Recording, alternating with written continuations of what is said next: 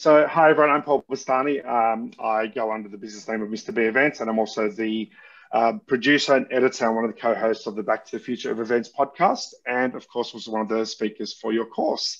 I'm really excited today. We've got an action-packed panel with some amazing talent from across Australia. So I'm going to start off by doing a bit of an intro of everyone that's here on the panel, and when they do introduce them, they'll wave so you can spot them. Following that, we're going to dive straight into some questions. We're going to give all the panelists a chance to speak. What I'd love for everyone to be doing is to be using that chat box for any questions, whether it's a follow-up question from something we asked, or it might be something that you just think of on the fly. Just feel free to plug those questions into the chat box, and we'll keep an eye on those, and I'll pull those out. Potentially, depending on the question and the time, I might ask you to unmute yourself at that point and actually ask the question yourself if you're comfortable, or we'll ask it on your behalf. So let's get into some introductions. So Nigel, give everyone a wave. Everyone, this is Nigel Collins. He's the founder of Ingenious Oz Project. He's also a speaker, a facilitator, and an advisor. Nigel is a certified speaking professional, which is actually a very high accreditation, very hard to get. It's a global accreditation for speaking. And he's been working as a presenter in live events and on camera for more than 20 years, even though he only looks 25.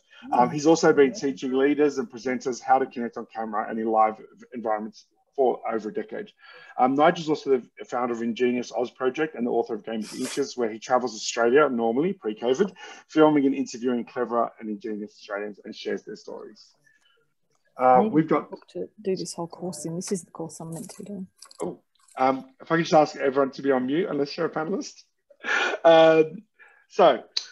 We've got two fabulous people with us from Clifton's Venues today. Clifton's is a leading events organisation offering contemporary venues and services for businesses to collaborate and connect face-to-face, virtually, or hybrid. Stephen, if you want to give everyone a wave, this is Stephen Cox, everyone. He's the Chief Revenue Officer for Clifton's. Stephen leads a group of general managers in sales and is responsible for crafting the organisation's sales strategies and practices. And Stephen's business philosophy is underpinned by a need to continuously develop. He really believes that success and results only come through a combination of talent and determination. Andrea Wilkin is also with us from Clifton's. Hi, Andrea. Andrea heads up the marketing team at Clifton's. She is a results-driven marketer with over 15 years of experience and has expertise in both hybrid and live events, as well as virtual. And from market development to the planning, execution, optimization of marketing programs, Andrea thrives on seeking opportunities to keep Clifton's on the cutting edge of what the industry is doing. And last, and certainly not least, and coming to us live from Adelaide, is the lovely Jackie Govan. Hi, Jackie. Jackie is the Managing Director of Clockwise Consulting. Jackie is an incredibly well-networked and respected commercial and operational leader with over 20 years of experience, and again, only looks 25. It's amazing. And her expertise comes from her background in hotels and event venues, and a real passion for special events, business events, and festivals. Jackie is a sought-after trainer in revenue creation and sales via her business Clockwise Consulting, and works with clients here in Australia and all over the world. And the consultancy is really set up to assist clients with business improvement through leadership, sales marketing, customer service, and operations systems training and development. So we have quite the experienced panel with us, and I'm very excited to be starting us off. Jackie, I finished with you on the bio, so I'm going to start with you on the questions. Okay. Jackie, with your clients, what are the most common challenges they're coming to you with? What's their biggest concern when they're about to go live, go with a virtual or hybrid event? What are the things they're really worried about? Okay, I've got a mix of clients. So some people go, do I even need to do it? So that's a pretty big challenge because we need the events to keep going. Some are concerned about the cost because it's such an unknown. Some have sat in some terrible virtual events, so they're nervous that it's going to be awful. And then some are, I'm not really sure exactly the way to say this, but some of them are actually using it as an excuse to not go ahead with things and save the bottom line, depending on where the CFO sits in the whole decision-making of things. However, just on saying that, we have convinced a couple of people who weren't going to continue with virtual hybrid to continue. And the other danger of that is then they stay doing virtual. That's a really good answer. Really good point. Andrea, how have you found that with your clients? Oh, in terms of challenges and such, I think people come in also with preconceived ideas of what things will be or how they should be. And that also comes down to cost as well. Is it more, should be more cheaper, right? You're just doing this online or so it really is understanding what people want to achieve from that experience. So then we can ensure the advice that we give is tailored to understanding, to basically so we can deliver something to their expectations and beyond. But they do come in with preconceived notions. I agree with Jackie, certainly around costs and such. And really, we need to interpret and understand that so we can best position what the events will be and how we can achieve that outcome for them. Nigel, another way of maybe asking this question is, what is it you wish clients would understand, about hybrid and virtual, and just accept that's, it's a reality of where we're at? I think it's the fact that they're different from a presenting point of view. So presenting from a stage to a room full of people is a very different beast than presenting down the lens of a camera. And often I think it's treated as they're very same. And they're not. The shift isn't, it's actually help someone move across the camera, but they are very different. Camera is very intimate. And so just because a speaker or an in-house speaker particularly has worked a conference room doesn't necessarily mean they've got the skills to work virtually through the lens. And if they can't, they start to disengage. So I think I would love it if people understood that they're different beasts and help their people do better in presenting to the camera. And Stephen, does that ring true for you? Yeah, 100%. I mean, I think 2020 was the year of the virtual only, and I think 2021 is our kind of evolve into hybrid. But it can't just be a hybrid that it involves a camera stuck in the back of the room. It's got to be an integrated solution that gives the virtual attendees the same sort of experience to the in-house delegates and so forth. But I always drive the analogy of bringing your car into the mechanics.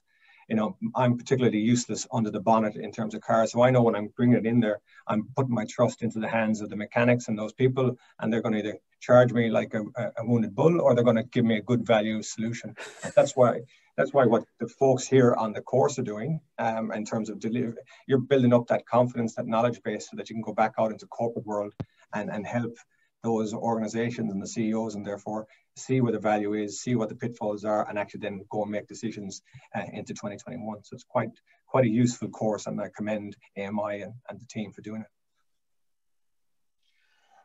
Nigel, I want to just bounce back to you for this next part. Can you share a recent project that you've done with a client, and really, I'm interested to understand what about that project maybe set a new benchmark or maybe something that really surprised you in a really interesting and innovating way, something that you felt really worked that you could share with us? Yeah, absolutely. And can I share the experience without necessarily sharing the name? Yes, absolutely. Because I'm kind of bound on that one. But it was extraordinarily large virtual conference. There would have been 8,000 people at the other end of it. The lineup of speakers was absolutely incredible. And I'd kind of like to reflect what Stephen said, because although I said before, delivering down the lens of a camera is very different, at the same time, you need to understand that virtual works really well when you take it holistically. So I think when all the elements work together, so it is getting the content right, it is ensuring the run sheets are tight. It's all the things that we've learned through live events are still valid in a virtual. It's just a slight tweak, if you like. And one of the standouts for me on this was not just how well run it was, not how well the content was devised from a content point of view, but the instant feedback that virtual actually allows you to get from delegates. Because if you have a chat room going, for example, you can actually tap in to the zeitgeist of what people are thinking. And as an MC or as a speaker, you can then reflect back on that. You don't tend to get that as much in a live space. So I think there are advantages with virtual. But when all the components work together, Paul, it's just wicked. It works really, really well. Mm-hmm. Jackie, anything that you've seen clients do that really stood out? I mean, I think we're all attending so many virtual things at the moment, hybrid events, thankfully, now that are coming in. But is there anything that really stands out in your mind? Yeah, absolutely. So recently I was involved with a major retailer who would normally do a roadshow around Australia and New Zealand. And one of the things I thought they did was very clever was the engagement and the inclusiveness. So for all the stores, the retail stores they had around the country, they got them to film a little clip of them saying a couple of things. And they popped that throughout the presentation over the 5 or 6 hours that this event went for. They also delivered food to everyone that they then were meant to produce, etc., and people had the opportunity of showing that on Zoom. So I think the reality is we've all been to live events that are incredibly boring and not inclusive. And we're all going to virtual events that are terribly boring and not inclusive. So it's the same stuff. It's engagement, making sure the technology works, all of that sort of stuff. But it's the thought beforehand. People for the last 10 years have been doing events because they always do events. Every year we have a conference. Every year we have an awards ceremony. Every year we do this. And they roll out the same stuff and they forget what the actual strategy is of putting on the event and then match the event to the strategy and the outcome. So, yeah, I've seen some great stuff internationally and domestically, and I've seen some terrible stuff. And Jackie, is there a difference between what you've seen from your international clients versus what Australian clients are doing? Or does it feel like everyone's kind of in the same boat? No, I think there are some Asian countries that are way ahead of us. And I think the real difficulty is like the ones Nigel was talking about, with like 8,000 people. The ones that are enormous are really, really difficult.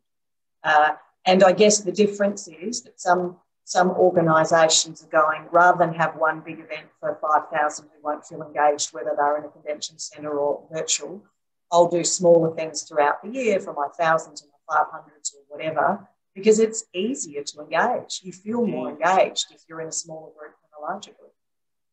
Andra, does that ring true for you in terms of the group size kind of contributing to interactivity or engagement? Especially in the virtual space. Yeah. Sorry, was that Nigel or Andra? Oh, sorry, that's for Andra. Sorry, Nigel. Oh. No, Nigel, do you want to quickly take it? Oh, so sorry, Andra. No, Nigel, you go first. No, I'm done. No, sorry, Paul. I thought you said Nigel. Look, it does ring true. And I think, especially on virtual, you have to really think about how you can engage. But the good news is you can engage because there's lots of devices and ways of doing it. Over to you, Andra. So sorry. No, that's fine, Nigel. Look, I agree with Jackie and with Nigel. I think it comes down to working with clients and understanding what it is they want to achieve out of their sessions, right? And some people definitely want, particularly if you think about learning and development, they want greater interactivity with people online as much as in the room. So it does come down to understanding how they want to work and how we can engage and bring that interactivity to them. And sizes of groups is definitely one thing. Some may want smaller groups, so they're working through quizzes and exercises. Others may work with larger, or if you're working with the entire audience group, then there's ways like tools with polls and quizzes and a bunch of other interactivity things that people can answer and respond to. One of the niftiest things I've seen is we think about the hybrid and the audience in the room, but what's nice is that there are some technologies that if you are doing group discussions or you're wanting to bring someone online, it's as if the speaker can invite them also on stage in a virtual sense and engage with them and have them share back some of the findings or things that they may want to also share with the entire audience. So I think that's a pretty nifty thing that I've seen happening and coming through the use of these technologies. Right. And Stephen? Yeah, if I could say because one of the things that we sometimes get lost in is I'm not taking away from you, Nigel, by any stretch, 8,000 people, talking to 8,000 people is a big end of town event. But when you look at the nature of the industry that we work in, from Clifton's perspective, we are working in that 25 individual packs all the way up to 200.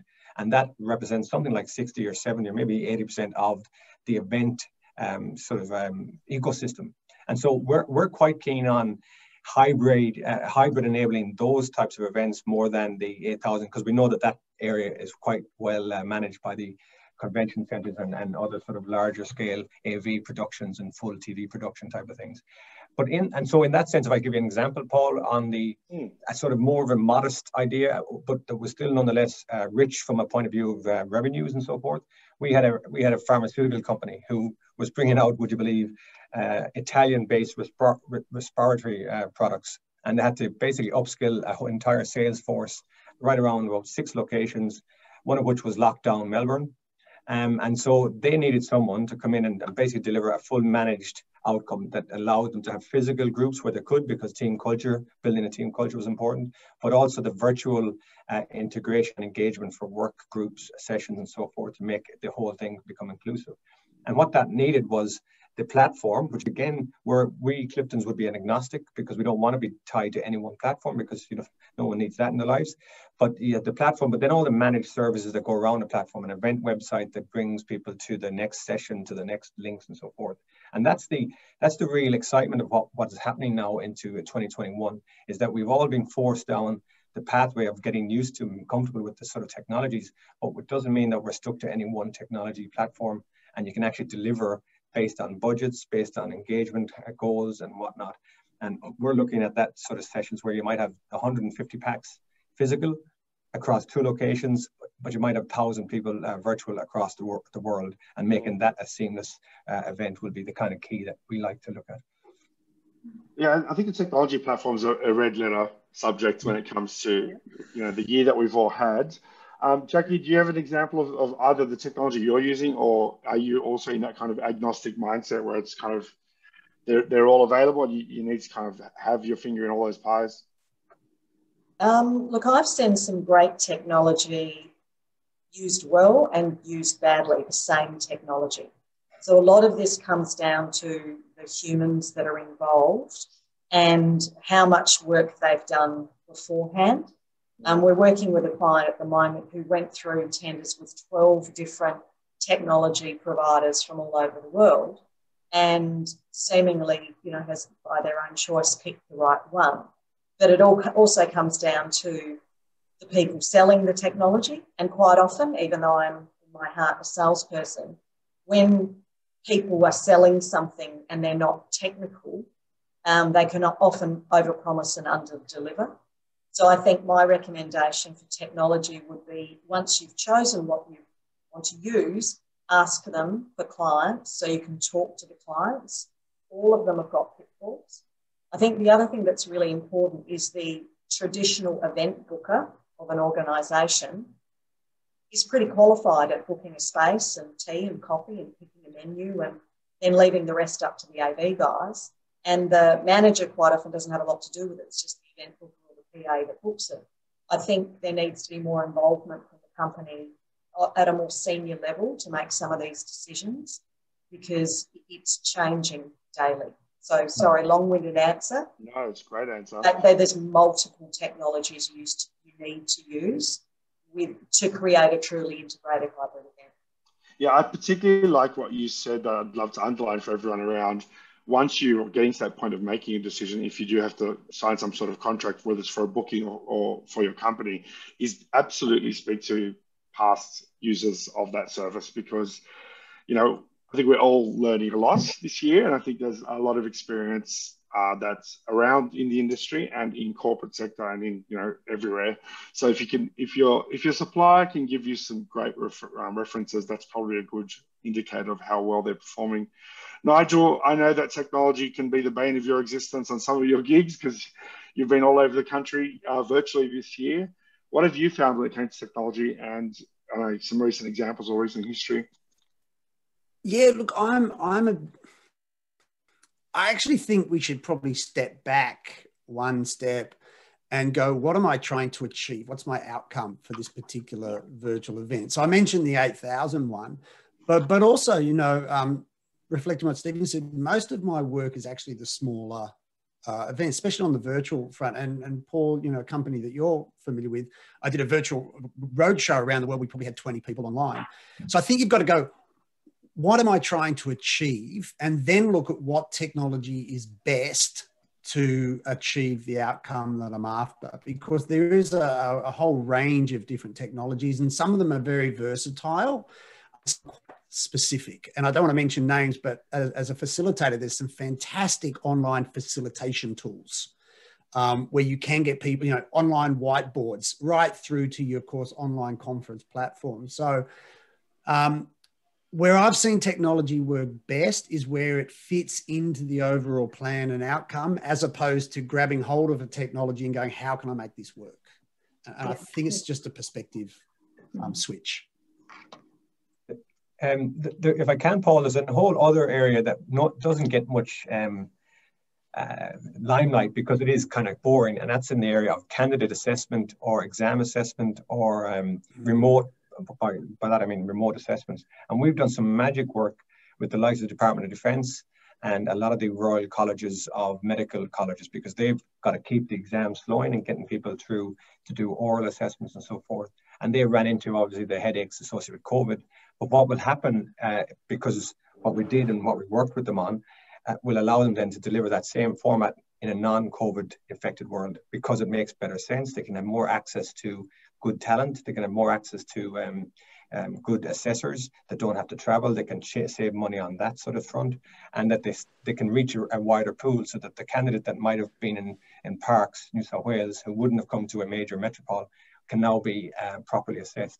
And so, and again, those are big ticket items that can happen, but they do need magic levels of sort of coordination of all of those stakeholders and the movement of people, because in an exam context, you may be having 2 or 3 time zones, and you have to kind of deliver at that point. And then once that exam is finished, people move out of that room into another room and so forth. So there is so many, and this is, I'm kind of making that point to the whole audience, because there are so many uses and ways that the hybrid enablement will actually be nothing to do with COVID. It'll be a switch on upsell, or a switch on benefit for clients and attendees.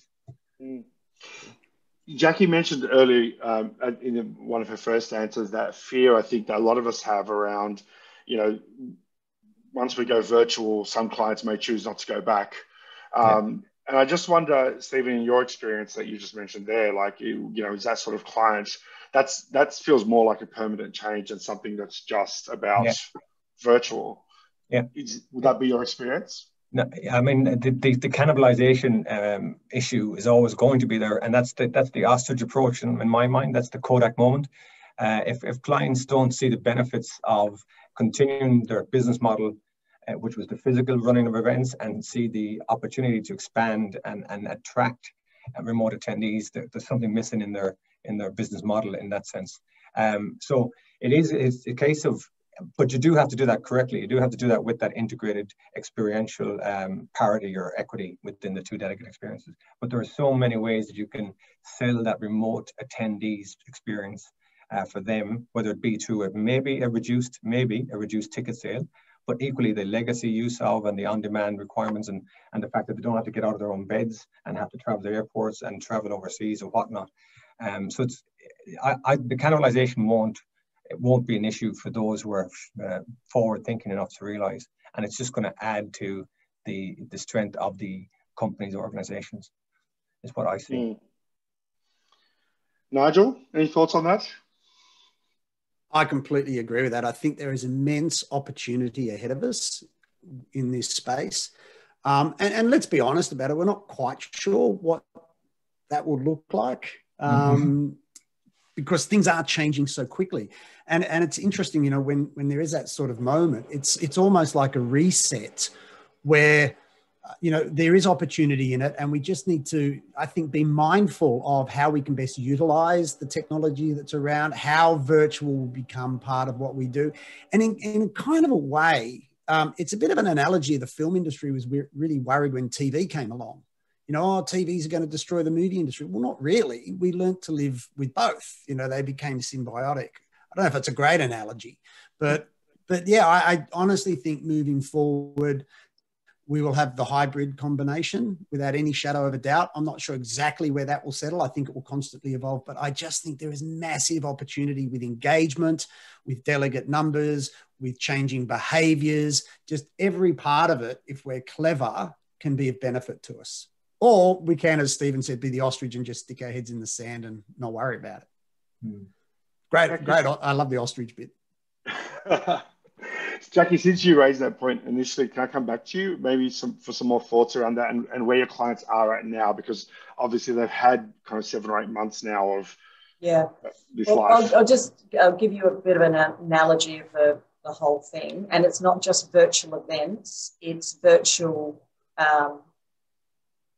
sales calls, it's virtual meetings. If I just look at my own company, we have theoretically saved $80,000 this year in travel, and our revenue actually hasn't gone down. Now, I hate to say that because I promote the hell out of travel and events and everything else, but my 13-year-old's happier with me because I'm not flying all over the place anymore. So there must be other people having those sorts of thoughts. So there's one telco who does a roadshow every 2 months around Australia to promote new product to stores. They went virtual, not my client, they went virtual. They won't go back. But then there are events like awards nights and awards ceremonies and so forth, which I don't reckon anyone has captured effectively virtually. And most of those associations will keep doing those. And I believe that associations continue to have live conferences. But we need to remember that as event people, if we've got event people or event marketing people, the real key is to be to multi-skill. I love your Kodak moment example because this is exactly a Kodak moment. And if event people, are not going to learn the technology, but also not going to learn how to get out of the customer what they really want and need, and then be able to deliver that, whatever that is, they're the big skills that are going to be needed. Not just the technology, but the understanding of the customer. Mm. Yeah. Something that is kind of related to that for me, but in slightly different tact, I guess, is that, the importance of the way we're consuming information now, the different methods of ways we consume information. As you said, it's not just about events, it's the way we're receiving marketing messages, entertainment. It could be your sales calls or your meetings with your clients.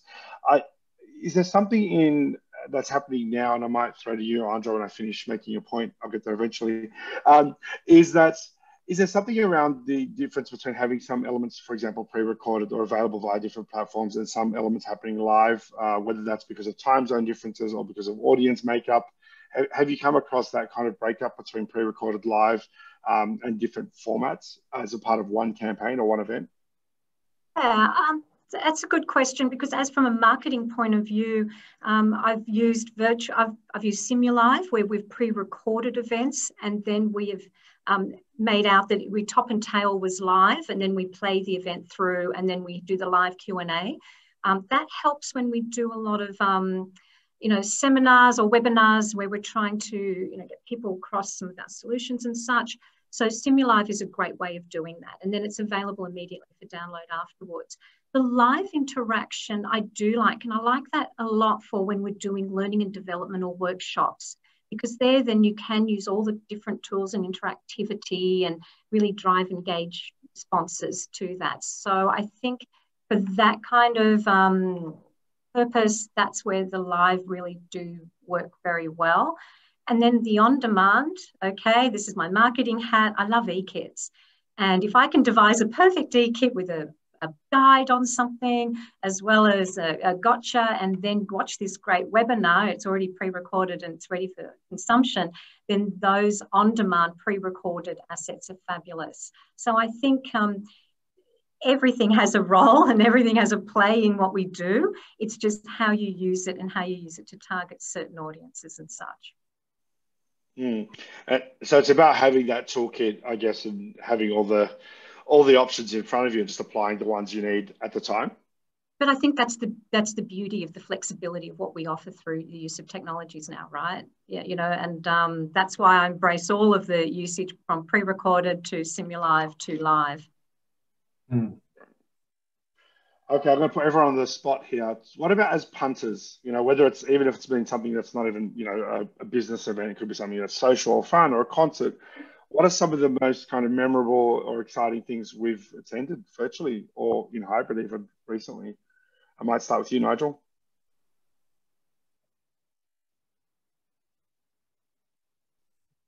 Unmute yourself, Nigel. Nigel, unmute. As Paul was saying earlier, it wouldn't be a virtual online event without somebody muting themselves. 100%. Look, I think one of the exciting developments I've seen with the whole virtual space is when we can really nail that engagement piece. Because we love live, and live won't disappear. It will always be there. But I think when we can use technology to help those viewing a virtual event can actually get involved and start to interact, and depending on what platform it is, that's where it gets really exciting, because that's when we start to connect with our audience. That's when our message starts to get through. And that's where the fourth wall, as we talk in theatre, goes away. And we're at the point where we can do that relatively easy. And I think it's going to get better and better and better. And that's, as I said before, one of the opportunities that I'm just really excited about, because that will get better as we go along, I believe. All right. Stephen, any examples recently where you've kind of found something that really got you as a punter or as an attendee?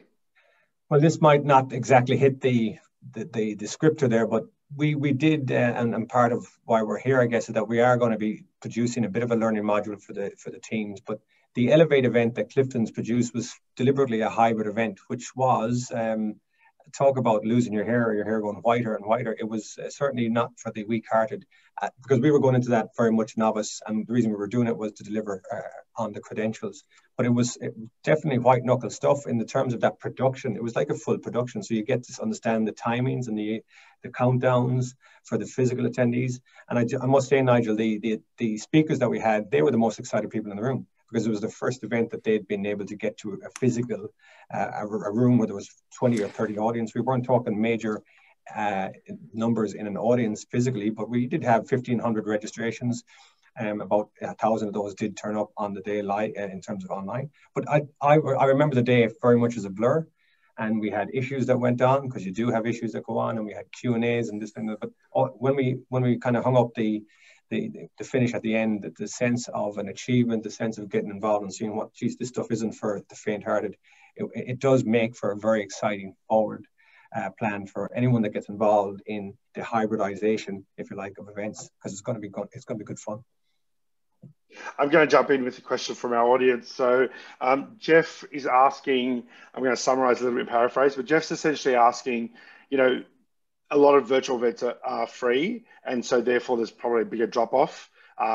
So the question he had was around, how do you get people to either commit to spending money on virtual when they might perceive it to be of not a high economic value, attending an event, or how do you get them to part with their time if they're not paying with money, if they're actually paying with their time? So what is it that's going to kind of convince them or motivate them to dedicate that time to attend a virtual event?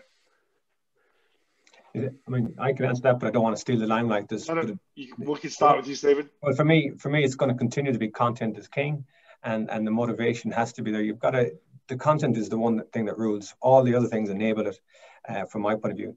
The issues that we've seen around monetization and the idea of throwing up virtual events at free and so forth, which was already part of the world pre-COVID in a webinar marketing, that was an ecosystem already in place, and that's where it gets the bad name.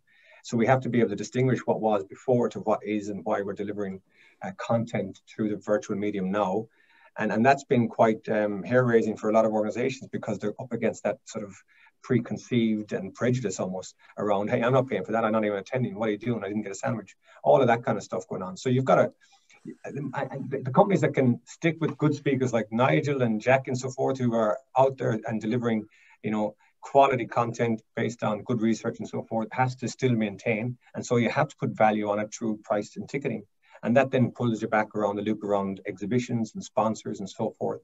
And that those technology platforms do allow the virtual experience attendee to actually get and have a good experience with a sponsor or with an exhibitor in a one-on-one connection if the technology is there. So there is ways to actually motivate that punter, as you say, who's coming online, to realize that this isn't just about sitting and watching down a tube and trying to ignore my other two screens. I can actually get to some of the people I want to speak to who are either attending the conference or who are exhibiting at the conference, and I can make appointments one-to-one, and I can get my 20 minutes, get an email address and follow up post. And so you can have a more productive experience from there. So many ways that it can work, but you can't allow the content to be sidelined. Great. We've got two questions, one from Lyndall and one from Olivia, that actually overlap. So they're talking about, I guess, how captive can we expect an audience to be in front of a computer for a long duration of time? Or the alternative way of asking is that how do we deal with Zoom fatigue? Nigel, I'm going to start with you on that one. Yeah, I agree with the content, by the way, but I think we need to add another element of that to answer this question, and that's connection. We talk a lot in industry about engagements. Engagement isn't enough because you can engage somebody in a virtual or a hybrid event, but it doesn't necessarily mean they're going to connect with your message or what you're saying. So we need to connect on a real basis. And to do that, we need to structure our content correctly. We need to use the right platforms. And if I can engage people, they'll stay till the end. So to do that, maybe I do need to use a few devices, of keeping sessions short, having interactive moments, using virtual whiteboards, whatever that is. But it's about connecting, because I don't think you can engage people without them buying into what you're doing. So I think we need to go for connection. And if we can figure out how to do that, they'll stay with us forever. My last part of this answer is, if you think about it as watching a movie, we watch movies for 2 or 3 hours, then our heads are done and we need a break. So we need to shorten our sessions down. And if we do have a lot to cover, then we just need lot more shorter sessions, if that kind of makes sense. No, it does. Jackie, I'm going to push this sponsorship question your way. I think it's Nidja or Nidja has asked, what are the tactics that a virtual or hybrid event can use to drive visitors to their sponsors so that there's actually good return on investment for sponsors? Okay, I think there's a couple of things around sponsorship, and it covers what both of the other panellists have been talking about. So first of all, everyone knows content is king, but before you go to an event, you don't know the content is king. So the pre-engagement of people and the pre-engagement of sponsors is key. In addition, the monetization of events, everyone went out and did everything for free, so they've set themselves a terrible situation. It's just ridiculous. There's a couple of things. First of all, associations have to get their CDP points and so forth. So they will continue to pay to go to things because they've got to get their points. People will pay for things that they've got the fear of missing out. So the marketing needs to make you think that, example, Billy asked me to be on this panel today. I'm stretching it a little bit here, but you'll love it, Nigel. And I've gone, wow, Nigel's on the panel. I want to be on the panel. Paul's on the panel, I want to be on the panel. Pretty basic stuff, but that fear of missing out is absolutely ingrained in the mass audience. Now, as far as engaging the sponsors, first of all, with virtual events, people should be looking at sponsors they've never even considered before. If you're running an HR conference and you're used to having people who provide learning and development tools and all sorts of stuff, you can get anyone. You can get people who sell lipstick, TV screens, better microphones, all sorts of stuff. But you need the ability to allow the sponsors to engage with the customer right through the journey, through the invitation, through the promotion of their products, through the enticement, through the sale, and through the event. Nobody has ever done trade shows perfectly or exhibition booths. When have you gone to a conference in the last 5 years that the person sitting at the trade booth is sitting looking at their phone, not engaging, doesn't really know the product that well? So today, our sponsors can be showing virtual stuff on the screen, demonstrating products, sending the customers. We get more data. Sorry, I'm rabbiting on now, but hopefully... No, it's good. No, it's really good. It's really good. I may have brought this up previously with some of you offline, but, attending TEDx is a great example. TEDx Sydney went virtual for the first time ever this year. And attending that, I mean, you still had to pay your full ticket fee as if you were there all day. 3 or 4 of the sponsors got together and sent out a gift pack with their item in there. One of their other major sponsors was St. George Bank, and they actually did something they normally do live, which was a panel of business ideas that they were going to fund, but they did it in 3 pre-recorded segments throughout the day. So you heard all about St. George Bank, 3 times, but you're actually interested in the content.